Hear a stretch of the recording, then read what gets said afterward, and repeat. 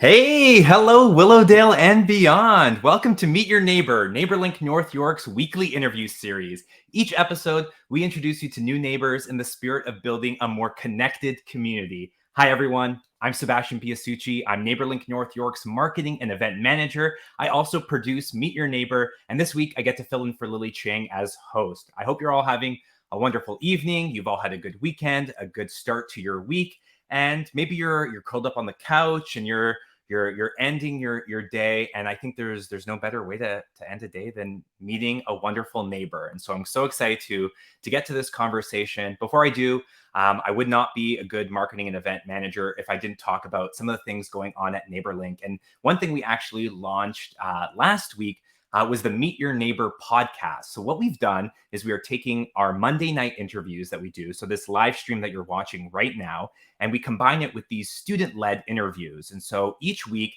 there'll be a new episode with two neighbors, an adult and a student, for you to meet. And those are released on Apple Podcasts as well as Spotify, wherever you get podcasts. So the first two episodes are now available. Check it out. And soon this conversation will be available as well. And the other thing I want to touch on is an upcoming event we've got going on at NeighborLink. So on April 30th, so at the end of the month, we're doing an event called Let's Move Willowdale. It's a move-a-thon and barbecue at Hendon Park. So there's going to be a walk, run, ride along the Finch Hydro Corridor. It's going to culminate with a big barbecue at Hendon Park, delicious food from Golden Star Restaurant, a local favorite here in North York, with a great history as well. There'll be live music and prizes and lots of good stuff. So you can head to neighborlink.org/let's move to find out more and to register. But let's get to our interview. I am thrilled to be joined tonight by Marla Weingarten. She has this super sincere interest in promoting North York's rich history. She enjoys researching and discovering stories from the past and bringing those narratives to light, with this goal of helping us to visualize life in North York at all these different points throughout history. She also likes to bring attention to the hidden treasures that many of us never knew existed that are right in our own backyard. And I'm excited to talk to Marla about some of those hidden treasures today. So let's get to it. Please welcome to Meet Your Neighbor, Marla Weingarten. Marla! Hey. Hello, Sebastian. Hi. How's it going? It's going pretty well, thank you. Yeah, I'm pleased to be here. It's great. We're happy to have you. My pleasure. You know, we met, I think it was probably the fall. The North York Historical Society connected the two of us because this year, 2022, is the North York Centennial. And I'm actually excited to talk to you about what that means in a little bit. And you had this wonderful idea of kind of talking about North York now and sharing stories of those who have immigrated over the last sort of 100 years in North York. And it was really fun to try and figure out, okay, how can we realistically do this? And you know, it's a tough year. We're coming out of a pandemic. The city of Toronto has a lot on their plate, and I think the dream would there you know, for there to be this big hoopla. But I think where we've landed is kind of exciting, that, you know, this platform here, the Meet Your Neighbor interviews, can be a place where people can come and share their stories of immigration and arrival, because that is such an important part of this area's history. So I'm excited to get to collaborate. And we've actually, even just last week, got to speak to someone who immigrated from Ecuador and that story. And so I'm excited for this year of 2022 to talk about and share people's stories. Yes. So you're a big part of helping us do that. So thank you. Oh, great. No, that's great. And I'm glad for the platform that you have for that, because it's perfect. And I hope that more people will share their stories, and we can all learn from that. Absolutely. So I want to dive in a little bit and talk about your own personal story and your own personal history with North York. So did you grow up in the area? Did you move here? What's your story? Yeah, well, I did grow up in North York, around Bayview and Shepherd, and have many memories of that area. And truthfully, I guess I never even thought about this, but I guess I haven't really ventured very far because I am still here and in North York. But it is a wonderful place to grow up and to live. Amazing. When did you kind of discover that you had an interest in history? Where did that come from? Well, Truthfully, I guess it happened in like this really from being in downtown Toronto more and seeing like all the amazing buildings that there are downtown and wanting to know the stories behind them and wanting to just know the people who live there and to just understand Toronto's history more. And then it was just it was through my aunt that I met somebody at the North York Historical Society, and I really had no idea about history in North York. It really just wasn't on my radar. And then as I, got to go to some of the meetings and I slowly learned, certainly we have members on our board, um, Glenn Banata and Bill Eyre, that are just a rich source of knowledge. And I really just started to learn a lot and to become more interested in some of the stories that have taken place here in my own backyard. With things Amazing. that I never knew about, and I have a feeling that other people probably didn't know about. 100%. I actually used to be a tour guide on the double-decker buses Yeah. downtown, and so I've always sort of had this interest in Toronto history as well, but didn't really know where I could find out about like North York history, just like you said, because I've lived here my whole life and wanted to know what is the past of this area that I get to call home. And so the North York Historical Society turns out is the place for that. And when I first heard about the North York Historical Society, I picture like, a group of people in like cloaks at maybe the Gibson Yeah. house, Yeah. like poring over newspapers. But it's this amazing, group of people who are like yourself, passionate about these stories and keeping these stories alive so that we can, you know, remember what was happening Right. here in the past. You mentioned a few people. I know Susan Goldenberg too on the North York Historical Yeah. Society is I a was great in, writer and continues to, yes. write down the stories. And Yes. you have these. So how did you sort of discover the North York Historical Society yourself? So as I mentioned, it was through actually an aunt and who knew somebody on the society. So that's really how Right, I right. became involved, and it just kind of grew from there. And as I learned more, I became more interested in what was going on in our own area. And you mentioned Susan, and she is. Amazing at all the stories that she writes for our website. We do have a very try to keep it rich, and she contributes to a lot of different stories that we have, and they're also published on toronto.com, and just sharing tidbits of information that, I mean, I read them and I don't even know about half the things that she writes about, so it's always new to me as well to continue to learn more about this area. And I love that there's always really great pictures as well, because that's another way that I really like to kind of place myself, in the times of yore, is just seeing photographs of the streets that I am always walking through or riding my bike. And then you see a photo of Yonge and Sheppard Yeah. from like 1897, and it's like, wow. So North York Historical Society also has this sort of works with, I think, the library, right, to have this kind of archive of things going. Is Yeah, that yeah, true? yeah. No, we have the North York Central Library has is a huge area for research and information, and we've donated a lot of material to the archives there. And the North York History Room will be opening soon there, which we're all very excited about. And we continue to archive.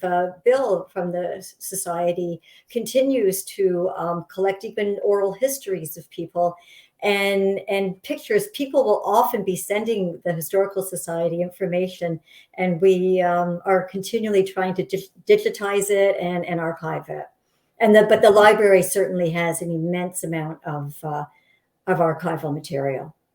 Yeah. Perfect. Okay, so if people watching or listening have photographs, then maybe they should reach out and send them your way, Yeah, because I I mean, know. we're still trying. We're trying to digitize a lot of the ones we have, but no, for sure. Like, I mean, because there's things that we receive that are just out of nowhere, and it is really interesting to get some of those. So Yeah, for Yeah. sure. There's on Facebook the Willowdale in the 70s Facebook group, which is like 8,000 people who love, love, love Willowdale. It's this awesome group to be a part Yeah, of. Although I wasn't growing up in Willowdale in the 70s, I get to see all these awesome yeah, photos of that time and even older than that, yeah. which is really exciting Yeah, they to bring me see. back. Like some of those pictures, like some of the things I remember about Willowdale, certainly come up in those pictures. I think even just recently, Bayview Village Shopping Center came up, and I have very fond memories before, like when it was an outdoor mall, and going to buy my shoes at Three Little Pigs and going to Kmart for my French fries and gravy. That was a highlight. So you wouldn't remember that, Sebastian. You're way, I've heard of this place that had this incredible salad bar at Bayview Village. There was a restaurant. oh yeah, Yeah, sunshines. Yeah, Sunshines. that's I've heard right. a Yeah, lot about yeah, that, yeah, yeah, and how awesome that salad bar yeah. was. So I do love seeing the pictures on the Willowdale and the '70s group too. And then, um, yeah, and then some of what we do is try to bring the stories to life of some of those pictures that we see. Incredible. So, what would you? Oh, yeah, great Oh, what did question. we And send pictures? So I guess info at info at nyhs.ca great. should be our website. I That's hope if you you want got to that send photos right. your way.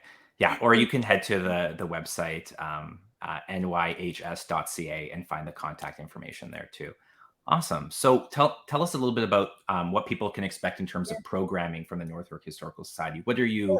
you guys up to over there? Sure. So it is, as you mentioned, our centennial. So this is North York's 100th anniversary this year, and it was actually June 13th that the bill was passed separating it from the town of York, the township of York, and we became the township of North York. And we are celebrating that with different programs. We have always, the North York Historical Society has been putting together monthly programs for quite a long time now, where we have speakers come in and speak to about all different kinds of topics, and we actually hold them at the North York Central Library. So we've been doing that for a long time, but of course, given the pandemic, we switched to virtual format. And it's been going really well. We've been able to actually have more people come to some of our meetings than we ever had thought. It's nice to have them face to face, but it works great virtually as well. So, because of the centennial, our programs are featuring North York this year. And we've done, Bill Aird has been our program director. He had a program in February on, we had Herb Carnegie, a program on him. He was a famous Canadian ice hockey player, and he endured a lot of racism in that sport. And he started the Future Aces Club, which goes on today and really helps to foster respect, tolerance, diversity, and sportsmanship in sports. So that was a program that we had in February. In May, there'll be a program on Mel Lastman. And this month, I'm actually doing one on April 20th, which is really stringing history along. Like it's going to be about Yonge Street and in North York, the part of Yonge Street in North York.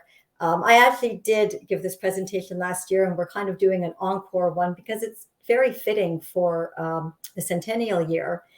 And it will take people right through from the early 1800s up until modern times of this kind of stretch of Yonge Street, and to kind of understand the stories that went on and how North York developed to where we are today. So those are some of the programs that we have going on.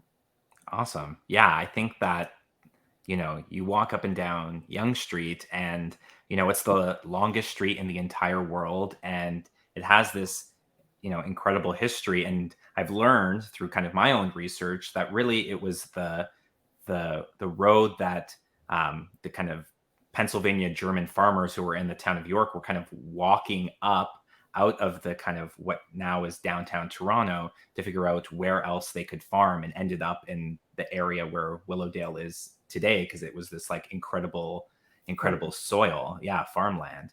And, we're talking a bit about the period in history in the last 100 years, or kind of post-colonial history. And I think it's important to acknowledge too that this area in North York is, been inhabited for thousands of years. And North York is the traditional land of the Huron-Wendat, the Seneca, the Haudenosaunee, and most recently the Mississaugas of the Credit River. And last year, actually, I got to speak to a historian, Victoria Freeman, who's a professor at York University, who's written extensively about Indigenous history and this area specifically in sort of Indigenous settler relationships. And that is a really fascinating history. And they have great, the historians, Victoria Freeman, like that kind of, that chapter in history is full of, there's tragedy and there's hope and there's lots to unpack and explore there. But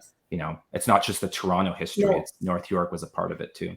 Right. And I'm glad you mentioned that, because, we sometimes we focus on that young corridor and post-colonialism, but we really do want to expand and hear from all people from all different parts of North York, and hear stories from people from all different, and learn more about other areas of North York and previous to when the settlers came. So we really are trying to open ourselves up more and become bigger more in terms of our history. Yeah.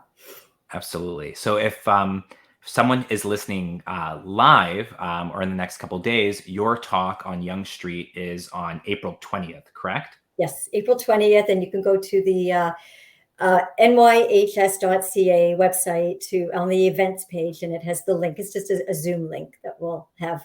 We will probably get back to face-to-face meetings, I think, at some point, but we're going to keep this one virtual.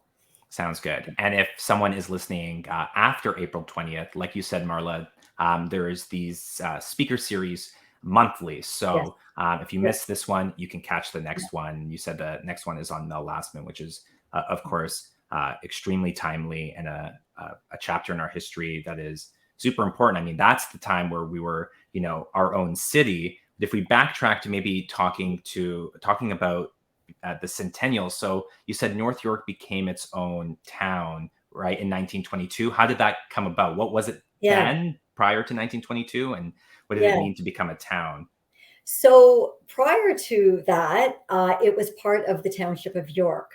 The word York gets used a lot because, we have the town of York, the township of York, we have the county of York. So it was part of that greater area of the township of York, which really stretched much further south. So North York was the northern part of that whole township. And what was happening is the people from the northern part were not being represented in legislature or in the local politics at all.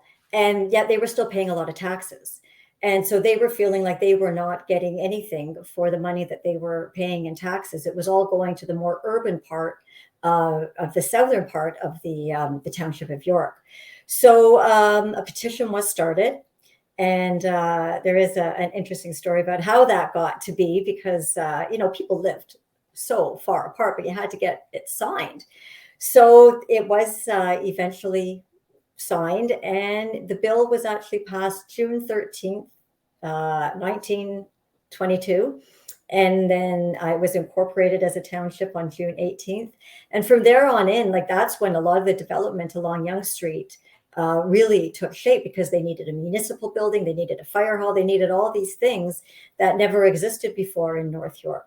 So that was really the start. I mean, there was a lot of other things that had taken place along Yonge Street, because before that, of course, right from the early 1800s, it was all these little villages along Yonge Street. But it was after 1922 that we really saw the infrastructure change along Yonge Street. Yeah, I think it was Susan who kind of explained this to me, that there was this kind of well-known guy, Roy Riseborough, who went around town in like a Tin Lizzie getting signatures from everyone. And then I think he became the first, was he the first police chief or one-man police department or something? You got it. Yeah, it was he was asked to get the petition signed, because he was the only one that had a car. And because you do live so far apart from one another, having a car made a huge difference to get signatures to sign. And then he actually did become the first chief of police, and he remained the chief of police for, I think I have it somewhere, but it's like 34 or 40 years, a long, long time. And some of the things that he saw and the stories that we have from that are really interesting. But yeah, he sounded like quite a character. Yeah, 100%. I think we need like the Roy Riseborough, like Yeah. one man show Yeah. at the Meridian Center. Okay, cool. Okay, see, I remember. I was like, if I'm gonna talk to Marla, I need to do a little bit of research. No. I need to score some brownie points with the history teacher Yeah. for this one. So okay, But I'm doing okay I so far. learn. I was gonna say I learn all the time still. Like there's things that I have no idea about. It was my sister that actually told me that there was a little cemetery just along York Mills, east of Old Young, and I had never even seen it before. It was from the York Mills Baptist Church from the early 1800s. But like now, you look for it, but it's just this tiny little plot of land. So I honestly, there's people, I get stories every day I don't know about, Right. as for sure. What do you feel, I have my own thoughts about why I think it's important to like study history and to like know about the place you live. Do you have thoughts on like why we should keep these stories alive, why we should keep telling and, preserving our history?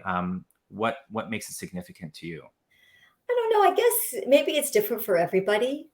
Um, to me, it just, I think, ties me to the place where I am a little bit more and makes me appreciate the things that I see and try to preserve some of those buildings that we do still have. Um, Instead of just not knowing who lived there or what the significance is, and just destroying them for the sake of building, which obviously development does take place and has to happen. But I think it's just important to first at least understand the significance of some of these places. So I think for me it's partly just understanding that connection to where I live. Absolutely. Yeah. And I think there's that like Mark Twain saying that's like history doesn't repeat itself, but it often rhymes. And I think, for me too, there's this element of like, what can I take from this history and learn from as we kind of like work together to chart this like next chapter of North York, this next 100 years. I Right. think there's something to take from these stories as well. And on that note, I was curious, like, I had mentioned that there's hidden gems that you like to like stumble upon. Are there stories where you're like, oh, the listeners need to hear, maybe they don't know about this story of North York, or it's just things Yeah, that like make you laugh or sure. that you like? Sure. I Yeah. can't give away everything, but no, I'm Yes. kidding. Yeah, no. But I mean, there's places where I'm just amazed at. There's a house on Burndale Crescent, which it doesn't look like it's right near Young, but it was built in 1835, and it would have been considered on Young Street because there would have just been all this land in front of it. And it was the house of Joseph and Catherine Shepherd, who were some of the first settlers in the area.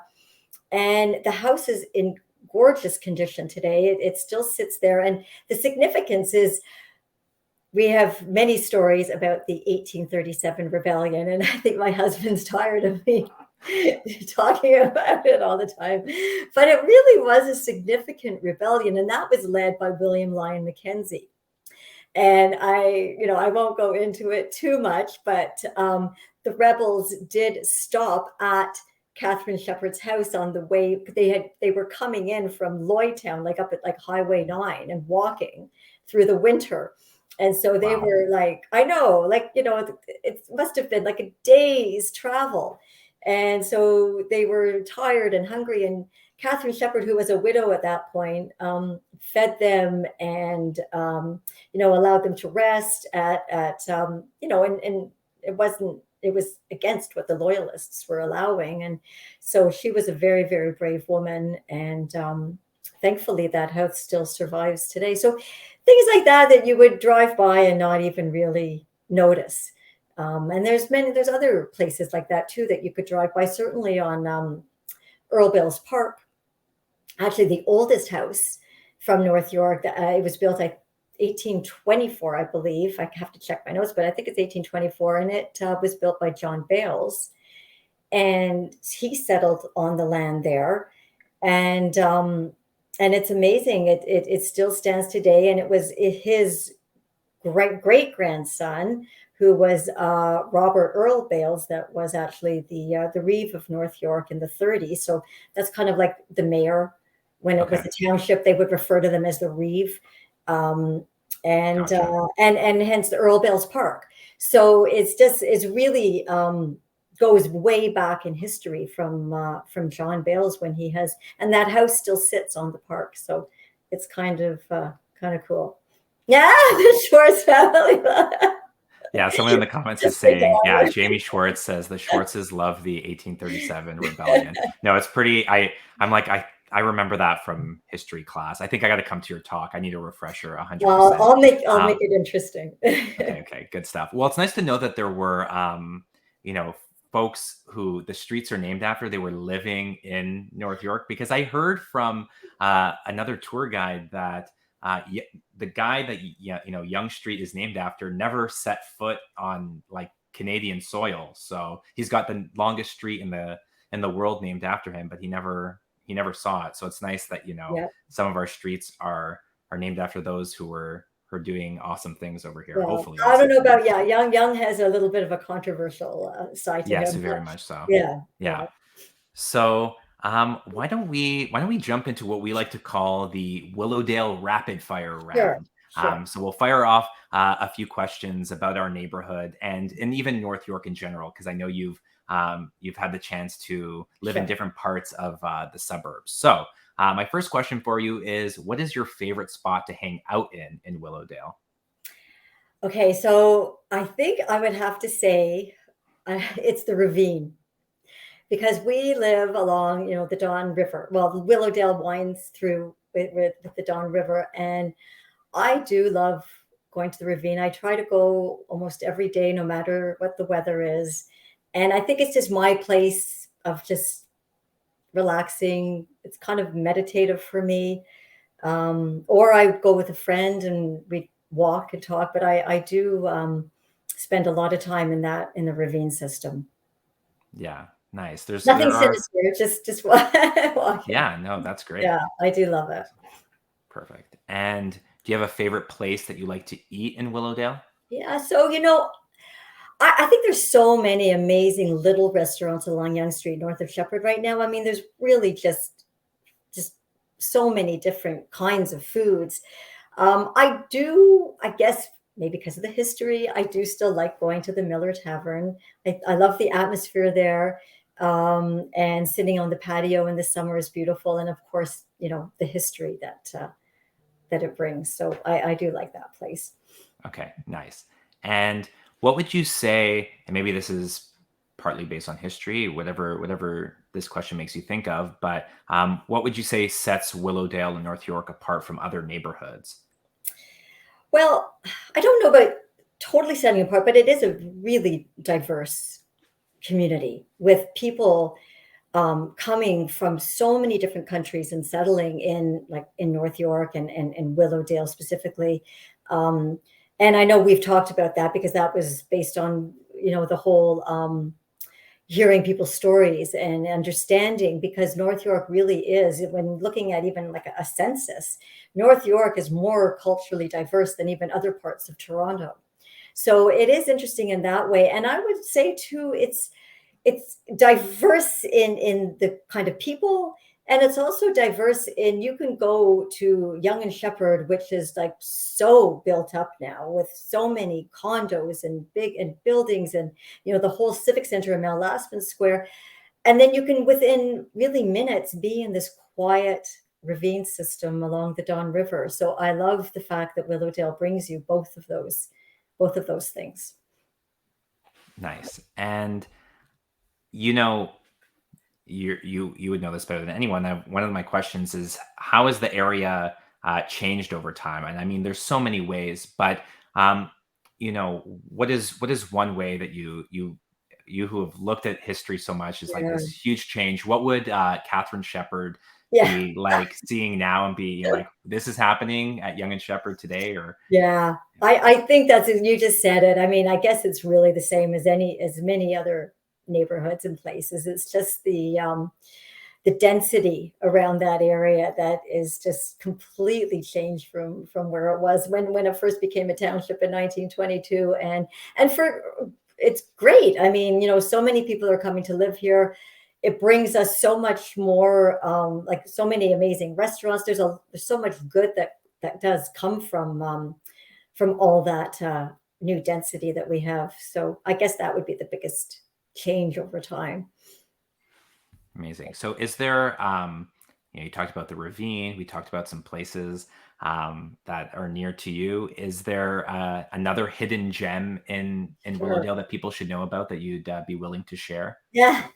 Well, I guess I guess what just comes to my mind because I'm talking through the lens of the North York Historical Society, would probably be another just kind of maybe favorite of mine is our golden lion, because that is the logo of the North York Historical Society. And this golden lion, actually, you can find it in the North York Central Library, and it will be there to open up the North York History Room. And it was from the period of 1834 when Toronto first became a city. And we always like to tell stories of, if this lion could talk, all the different stories that it would say. It used to be part of the Golden Lion Hotel, which was at Yonge and Sheppard. And a lot of things happened at that hotel. There were a lot of meetings from people on the legislature. Uh, there were the rebels that met there. There was where it was probably where William Lyon Mackenzie actually was able to escape from with a horse from there. It just Wow. held a lot of stories. And it was a place that really people would congregate on the weekends. It was just the place to go. So that lion, slowly made its way to other people through history, and there's stories there.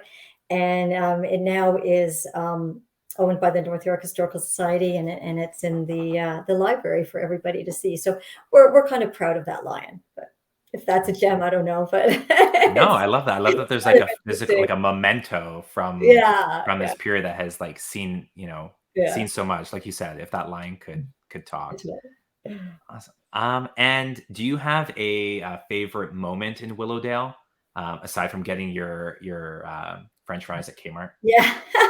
Well, I think other things, like from growing up, I do have memories of going for swimming lessons at the Memorial Pool, which is now like part of where the Civic Center is now in that whole area. And that there is a new pool there now, but going for lessons, and not that I love swimming lessons, but I did love going for fish and chips afterwards. I think it was called Dawn's Fish and Chips. And I just remember just being so excited to have my fish and chips. So that was like a big memory for me growing up in Willowdale, and going to the Willow Theater.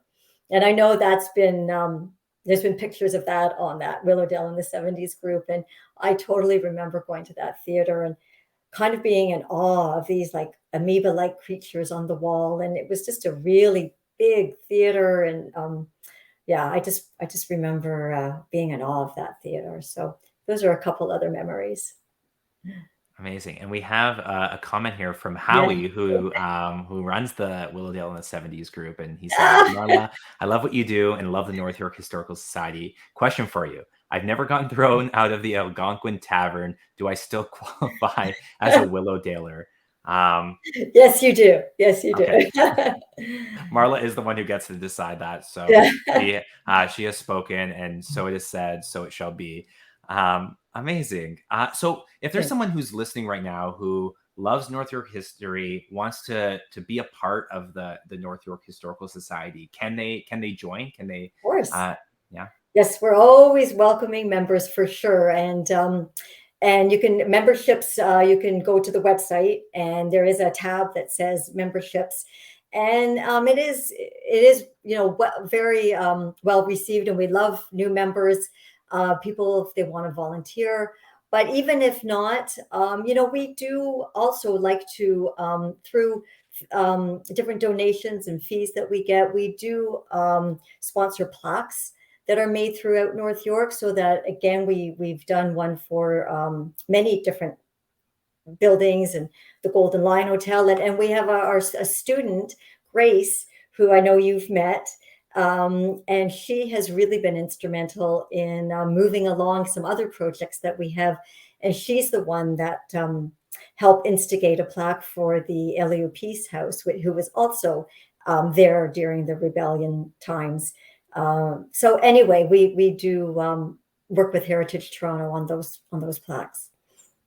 Amazing. Awesome. So now you know you can, whether it's submitting photos, whether it's joining, whether it's coming to the talks, there's plenty of ways to get involved and to keep North York history alive and well here in our neighborhood. So on behalf of all of us here in the neighborhood, thank you, Marla, and to your team for all the incredible work that you do, because you're volunteers who are keeping North York history alive, and that's really incredible. So thank you for everything you guys do. Oh, thank you, and thank you, Sebastian. It was a lot of fun. Thanks a lot. Amazing. All right. Well, you have a good rest of your night, and I'm excited to join your talks and to keep learning, keep the learning going. Have a good night, and thank you to all of you for tuning in and listening and submitting your questions. And I'll say it one more time. You can head to nyhs.ca for more information, and you can also follow the North York Historical Society on Instagram and Twitter at North York HS. And while you're at it, you can follow us as well at NeighbourLink. So on Facebook, Instagram, and Twitter at NeighbourLinkNY. I'd mentioned earlier about our move-a-thon and barbecue that we're really excited for. So be sure to join us for that on April 30th. It's coming up soon, and I'm super excited, and I hope to see you there. What's really exciting is that all the funds raised are going towards helping families and especially children in our neighborhood from an under-resourced part of our communities. So there's plenty of things on the go, from sending youth to summer camp for the first time, to providing basketball camp and art drop-ins here in the neighborhood as well. And there's plenty of things. We've got Mother's Day coming up shortly as well. And so you can sponsor a Mother's Day basket for a single mom in North York. So plenty of ways to get involved with us as NeighbourLink. And of course, like we said, plenty of ways to get involved with the Historical Society. So on that note, we will say goodnight. Have yourself a wonderful rest of the week, Willowdale. Thank you again, Marla, for chatting with me. And we'll see you folks next time. Next week, we'll be back with another episode. We'll see you then. Same time, same place, new neighbor. Good night, Willowdale. Night, Marla. Good night, everyone. Let's dance it out.